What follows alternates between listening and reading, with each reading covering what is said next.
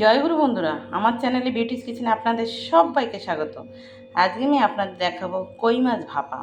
এখানে দেখুন একদম দেশি জ্যান্ত কই নিয়ে আসছে আপনাদের দাদা বাজার থেকে। জ্যান্ত কই পেয়েছে আর দেশি, কারণ হাইব্রিড একটা কই আছে সেটা আরও চওড়া চওড়া হয়, কিন্তু সেই কইটা খেতে অত ভালো লাগে না, একটা গন্ধ আসে।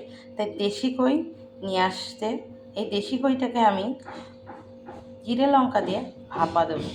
আমি মশলাটাকে করেছি, এই দেখুন।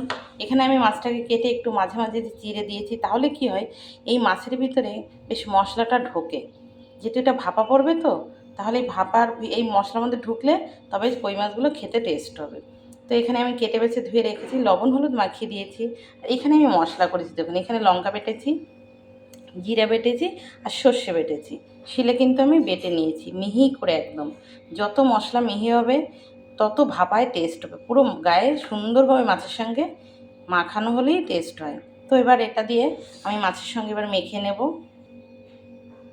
এখানে দেখুন এই যে আমি জিরে বাটা, লঙ্কা বাটা, সর্ষে বাটা একসঙ্গে দিয়ে দিয়েছি। এটা এবার আমি সুন্দর করে লবণ হলুদ দিয়ে আবার একটু সুন্দর করে মাখিয়ে নেব। আমি দিয়ে দেবো এরপরে তেল। এভাবে মাখিয়ে নিতে হবে, কিন্তু মাছ যত মাখানো ভালো হবে তত কিন্তু ভালো লাগবে খেতে এবং মাছের মধ্যে মশলা ঢুকবে। আমি দিয়ে দেবো তেল। দেখুন বন্ধুরা, এবার আমি তেল দিয়ে দিচ্ছি। তেলের পরিমাণটা কিন্তু একটু বেশি দিতে হবে, যত বেশি তেল দেবেন স্বাদ হবে খেতে। এটা কিন্তু আমি এভাবে কিন্তু সুন্দর করে মাখাতে হবে। মাছটা একদম এত সুন্দর মাখানো হবে মনে হবে কাঁচাই খাওয়া যাবে। সব মশলা দিয়ে এভাবে ভালো করে মাখতে হবে। দেখুন, দেখেছেন কি সুন্দর একদম মশলাটা একদম গায়ে মাখা একদম কাদা কাদা, মশলায় কোনো কিন্তু পাবে না। এভাবে কিন্তু মশলা বাটতে হবে। এবার আমি প্রেশারে বসাবো। প্রেশার দেখুন, এই যে আমি প্রেশারের ভিতরে আমি তেল দিয়ে দেবো। প্রেশারের ভিতরে কিছুটা তেল প্রেশারে দিয়ে এভাবে প্রেশারটাকে ঘুরিয়ে সুন্দর করে সব জায়গায় মাখিয়ে তারপরে আমি এভাবে সুন্দর করে মাখিয়ে দিয়ে এবার আমি মাছগুলো বসাবো। দেখুন একটা একটা করে এভাবে মাছগুলো বসাতে হবে। মাছগুলো এবার বসিয়ে দেব। এবার কিন্তু মাছগুলো বসিয়ে দেবেন, সুন্দর করে পাতিয়ে দিলে তাহলে তুলতেও সুবিধা হবে মাছ।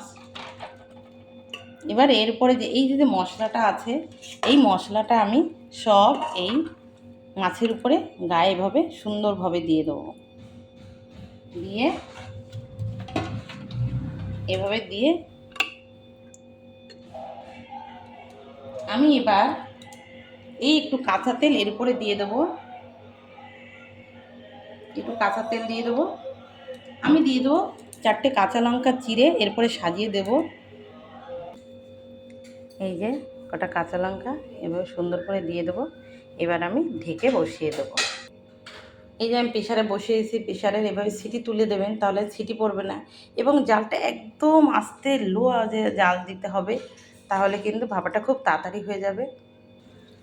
দেখুন বন্ধুরা, এই যে হয়ে এসে দেখেছে, দেখুন কি সুন্দর ভাপাটা হয়েছে। এভাবে কিন্তু প্রেশারের ভিতরে লাউ পাতাও দেওয়া যায়। আর বাটিতেও আপনারা কড়াইতে জল দিয়ে স্ট্যান্ড দিয়ে বসিয়ে বাটিতেও কিন্তু এভাবে ভাপা বসাতে পারেন।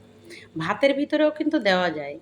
তো আমি প্রেশারেই দিলাম, দেখেছেন কিন্তু খুব সুন্দরই হয়েছে। আমি আর একটু পরেই নামিয়ে দেবো। আপনারা 20 থেকে 25 মিনিট রাখবেন একদম মিনি জালে। পুরো প্রেশারের ঢাকনাটা দিয়ে সিটিটা খুলে দেবেন, তাহলে দেখবেন একদম মাছ ভাপা হয়ে যাবে। 25 মিনিট মতো রাখলেই আমার হয়ে গেছে। এবার আমি নামিয়ে নেব। আমার মাছ ভাপা হয়ে গেছে, দেখুন আমি নামিয়ে নিয়েছি। এভাবে কিন্তু আপনারা অতি অবশ্যই কই মাছ এভাবে সর্ষে জিরে লঙ্কা বাটা দিয়ে একটু তেল বেশি দিয়ে ভাপা করে খেয়ে দেখবেন, ভীষণ ভালো লাগে খেতে। মাছগুলো একদম মোমের মতন গলে যায়। আমার এই রেসিপিটা যদি ভালো লেগে থাকে তাহলে please please please like share comment করতে কিন্তু ভুল করবেন না, আর সাবস্ক্রাইবটা করে দেবেন। জয় গুরু।